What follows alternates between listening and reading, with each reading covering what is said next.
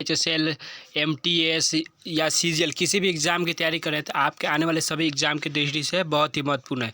तो आप वीडियो को बिना स्किप किए हुए पूरा देखिएगा। अगर आप पहली बार हमारे चैनल पर विजिट कर रहे हैं तो चैनल को सब्सक्राइब कर लीजिएगा, साथ ही साथ बेल आइकन भी दबा लीजिएगा। तो चलिए हम लोग वीडियो को स्टार्ट करते हैं। इसमें हम लोग टॉप जो है 45 क्वेश्चन को देखेंगे। तो चलिए हम लोग वीडियो को स्टार्ट करते हैं।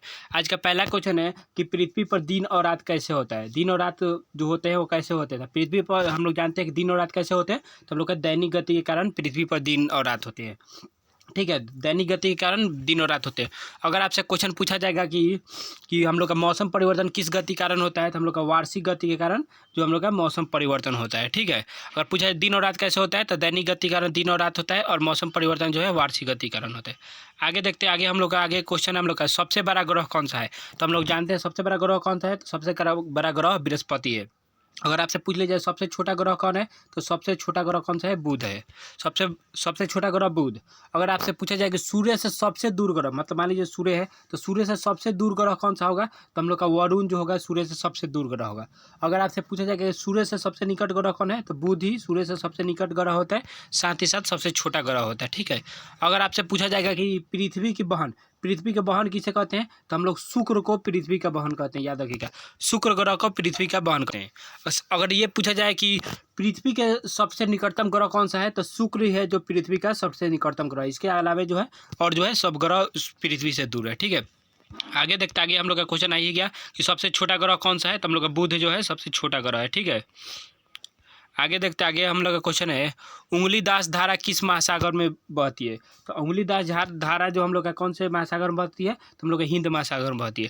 आइए हम लोग यहाँ पे कुछ इंपॉर्टेंट बात कर लेते हैं। अगर आपसे पूछा जाए कि महासागर की संख्या कितनी है, तो याद रखिएगा महासागरों की संख्या कितनी है, तो 5 है। महासागरों की संख्या कितनी है, तो 5 है। हम लोग का यहाँ पे 5 महासागर है। कौन कौन महासागर है, तो हम लोग का प्रशांत महासागर, हिंद महासागर, अटलांटिक महासागर, आर्कटिक महासागर। ठीक है, अब हम लोग देखिए इसको महासागर को याद करने का ट्रिक ये है पैसा, PAISA। ठीक है, पैसा मतलब प्रशांत, अटलांटिक, ऐसे ही इसका क्या है हम लोग का इसका ट्रिक है।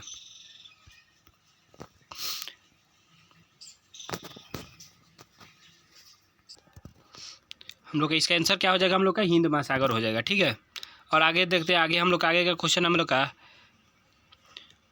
पृथ्वी का सबसे भीतर वाला भाग क्रोड किसका बना होता है। तो पृथ्वी का सबसे भीतर वाला भाग क्रोड जो होता है हम लोग लोहा और निकेल का बना होता है। लोहा और निकेल का बना होता है।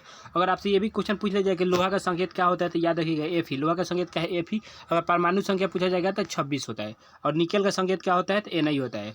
ठीक है, आगे देखते आगे हम लोग का क्वेश्चन है कि मैग्नीज के उत्पादन में भारत का विश्व में दूसरा स्थान है, तो प्रथम स्थान किसका है। तो मैग्नीज के उत्पादन में सबसे प्रथम स्थान किसका है, तो रूस का है। प्रथम स्थान रूस का है। आगे देखते हैं आगे हम लोग का क्वेश्चन है निम्नलिखित में से कौन सा देश कोयले का सबसे बड़ा उत्पादक है। कौन सा देश है जो कोयले का सबसे बड़ा उत्पादक है, तो अमेरिका जो है कोयले का सबसे बड़ा उत्पादक देश है।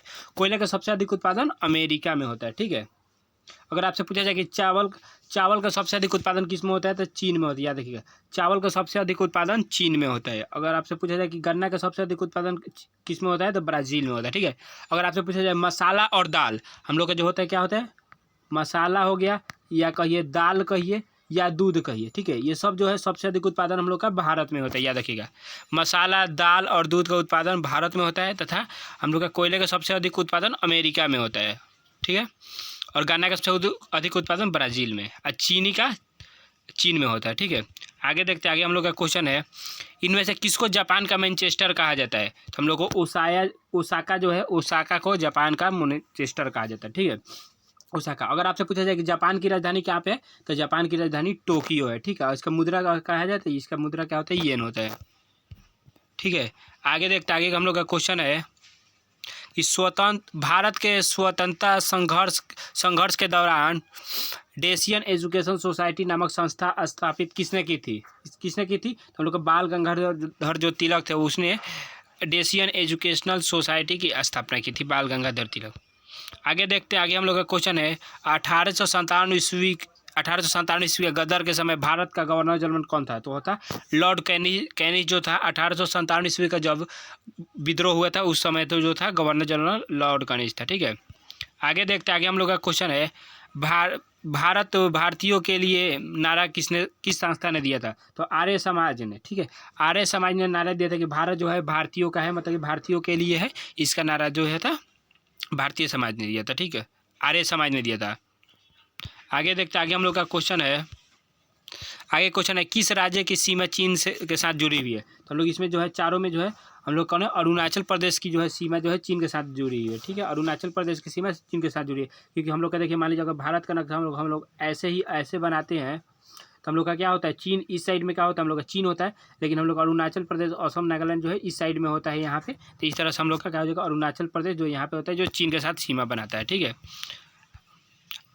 आगे देखते हैं, आगे हम लोग का क्वेश्चन है कितने वर्ष के पश्चात राष्ट्रीय जनगणना की जाती है? तो हम लोग का 10 वर्ष के पश्चात। हम लोग जानते हैं कितने वर्ष के बाद, तो 10 वर्षों के बाद जो है राष्ट्रीय जनगणना की जाती है। ठीक है, अगर आपसे पूछा जाए कि जनसंख्या दिवस कब मनाया जाता है, तो याद रखिएगा 11 जुलाई। ठीक है, 11 जुलाई को जनसंख्या दिवस मनाया जाता है। ठीक है, अगर आपसे पूछा जाए कि अभी 2011 की जनगणना के अनुसार हमारे देश की जनसंख्या कितनी है, तो कितना है, 121.8 करोड़ जो जनसंख्या है 2011 की जनगणना के अनुसार हमारे भारत की है। ठीक है, आगे देखते, आगे हम लोग का काजीरंगा राष्ट्रीय उद्यान कहाँ पे है? तो काजीरंगा राष्ट्रीय उद्यान हम लोग कहाँ पे है, असम में है। याद रखिएगा, काजीरंगा राष्ट्रीय उद्यान कहाँ पे है, असम में है। ठीक है, आगे देखते, आगे हम लोग का क्वेश्चन है ऑपरेशन फ्लड से संबंधित है। ऑपरेशन फ्लड क्या चीज़ से संबंधित है? तो हम लोग का ऑपरेशन फ्लड जो है हम लोग का डेयरी उत्पादन से संबंधित है। ऑपरेशन फ्लड डेयरी उत्पादन से संबंधित है।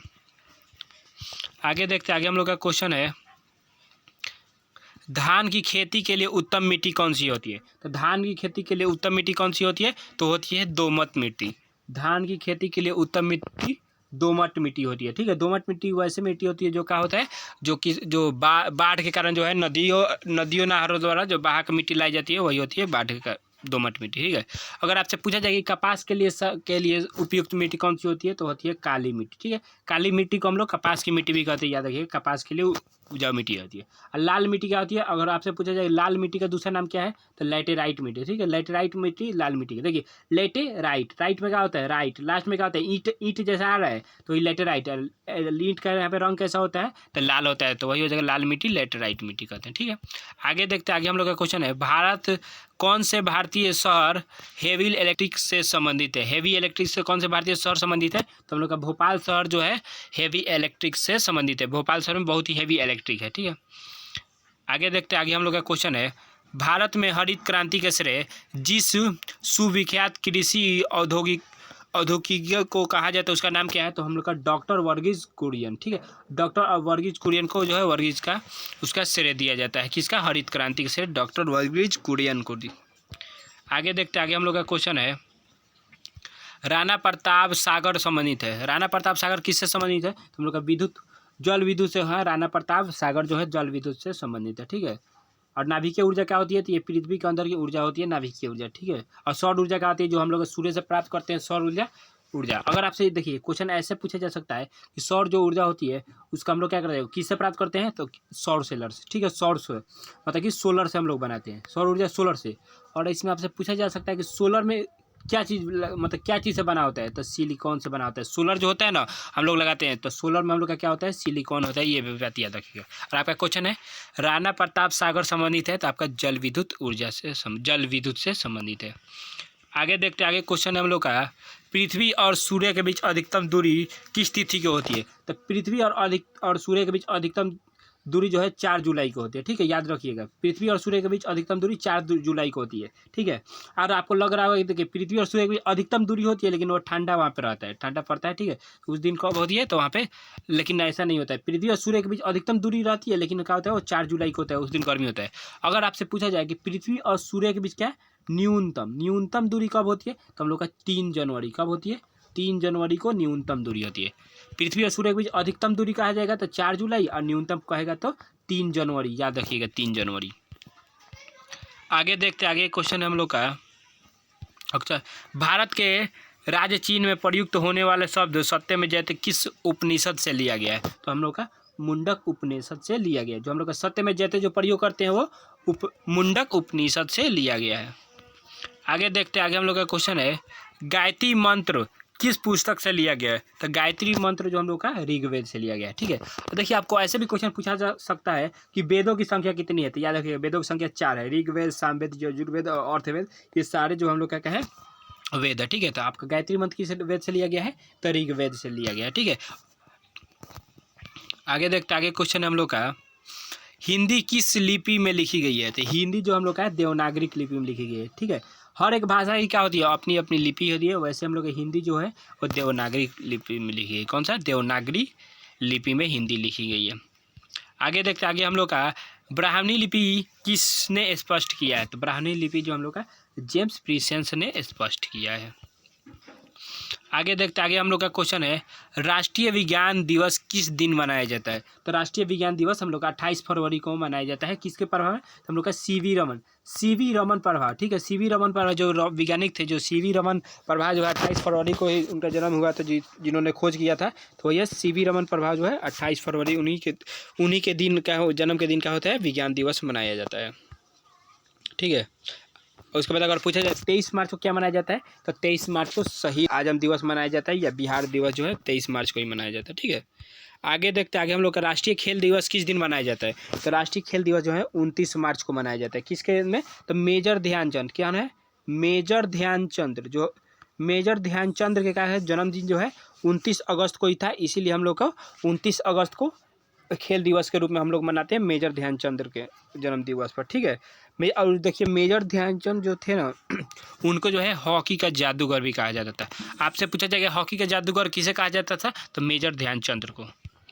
आगे देखते आगे हम लोग का क्वेश्चन है, विंध्याचल और सतपुरा पहाड़ियों के बीच से होकर बहने वाली नदी को क्या कहते हैं? तो हम लोग का विंध्याचल और सतपुरा पहाड़ी की नदियों के बीच बहने वाली नदी को नर्मदा नदी कहते हैं। ठीक है, तो हम लोग का विंध्याचल और सतपुरा की पहाड़ियों से होकर नर्मदा नदी बहती है। आगे देखते हैं आगे हम लोग का क्वेश्चन है, इन्वेस्टर प्रोटेक्शन फंड किस संस्था ने स्थापित किया है? तो हम लोग का सेबी ने स्थापित किया है। IPF मतलब कि इन्वेस्टर प्रोटेक्शन फंड जो हम लोग का सेबी ने स्थापित किए हैं। ठीक है, सेबी क्या है? ये हम लोग का जो होता है लोग व्यापार करते हैं शेयर मार्केट वाला चीज़ है, वो संस्था है सेबी। ठीक है, आगे देखते आगे क्वेश्चन हम लोग का, कुंडापुर एवं करवार कक्ष वनस्पति स्थान कहाँ पे स्थित है? तो कर्नाटक में स्थित है। ठीक है, कुंडापुर एवं करवार जो है कक्ष जो है कर्नाटक में स्थित है। आगे देखते हैं आगे हम लोग का क्वेश्चन है, भारत की प्रथम बहुउद्देशीय परियोजना किस नदी पर बनाई गई है? तो भारत की प्रथम बहुउद्देशीय परियोजना जो है दामोदर नदी घाटी पर बनाई गई है। याद रखिए कौन सी नदी पर? दामोदर नदी पर। आगे देखते हैं आगे हम लोग का, भारत का प्रथम स्थापित परमाणु संयंत्र कौन सा है? तो भारत में प्रथम स्थापित परमाणु संयंत्र जो है तारापुर जो है। ठीक है, वो कहाँ पे? महाराष्ट्र में। याद रखिएगा भारत में प्रथम स्थापित परमाणु संयंत्र जो है तारापुर है। आगे देखते हैं आगे हम लोग का क्वेश्चन है, यूनाइटेड किंगडम में शामिल है। यूनाइटेड किंगडम में कौन कौन सा देश शामिल है? तो यहाँ पे हम लोग का कौन सा हो जाएगा? इंग्लैंड एवं उत्तरी अमेरिका, उसके बाद एक स्कॉटलैंड और वेल्स जो है, मतलब कि ए और डी इसमें सही हो जाएगा। हम लोग का इसमें शामिल है इंग्लैंड एवं उत्तरी आयरलैंड, उसके बाद में एक स्कॉटलैंड एवं वेल्स जो है हम लोग का यूनाइटेड किंगडम में शामिल है। आगे देखते हैं आगे क्वेश्चन हम लोग का, आगरा शहर को किसने बसाया था? तो जो सिकंदर लोदी जो था उसने आगरा शहर को बसाया था। ठीक है, और अगर आपसे पूछा जाए कि लोदी वंश की स्थापना किसने की थी? तो बहलोल लोदी ने लोदी वंश की स्थापना की थी। अगर आपसे यहाँ से पूछ लिया जाए कि अकबर का जन्म कहाँ पे हुआ था, तो याद रखिएगा अमरकोट के दुर्ग में कब? 1542 ईस्वी में हुआ था। ठीक है, और ताजमहल को किसने बनाया था? तो शाहजहाँ ने बनाया था, ये भी याद रखिएगा। आगे देखते आगे क्वेश्चन हम लोग का, राष्ट्रीय प्रतीक के निचले भाग में उत्कर्णित शब्द सत्य में जाते किस संदर्भ से लिया गया? किस संदर्भ में? तो हम लोग का मुंडकोपनिषद से हम लोग का लिया गया है। आगे देखते आगे क्वेश्चन हम लोग का, अशोक के शिलालेखों की लिपि क्या है? अशोक ने जो शिलालेख लिखा है उसकी लिपि क्या है? तो हम लोग का जो है ब्राह्मणी लिपि जो है अशोक की शिलालिपि है। अगर आपसे पूछा हिंदी की कैसी लिपि है? तो देवनागरी क्या? पंजाबी कैसी है? तो गुरुमुखी किसकी लिपि है? तो पंजाबी। ठीक है, याद रखिए कौन सी? पंजाबी है, वो किस लिपि में लिखी जाती है? तो गुरुमुखी। और देवनागरी जो है किस लिखी जाती है, कौन सी भाषा? तो हिंदी जो है देवनागरी में लिखी जाती है, और अशोक के जो शिलालेख है वो ब्राह्मणी लिपि में लिखे गए हैं। ठीक है, आगे देखते हैं, आगे क्वेश्चन है हम लोग का बिहू निम्नलिखित में से किसका लोकप्रिय उत्सव है। तो बिहू जो है किसका लोकप्रिय उत्सव है। तो हम लोग का असम जो राज्य है, असम का जो है बिहू लोकप्रिय लोक नृत्य है। ठीक है, आगे देखते हैं, आगे क्वेश्चन है हम लोग का विवेकानंद रॉक मेमोरियल कहाँ पे स्थित है। तो विवेकानंद रॉक मेमोरियल जो हम लोग का तमिलनाडु में स्थित है। ठीक है, तमिलनाडु में स्थित है। तमिलनाडु पता है ना कहाँ पे है। तो तमिलनाडु जो हम लोग का कोई भी मैप होता है ना, मैप के यहाँ पे क्या है हम लोग का, यहाँ पे किनारे पे हम लोग का यहाँ पे क्या है, तमिलनाडु पड़ता है। ठीक है, इधर क्या पड़ता है, केरल पड़ता है, और मध्य प्रदेश बीच में पड़ता है। ठीक है, याद रखिएगा।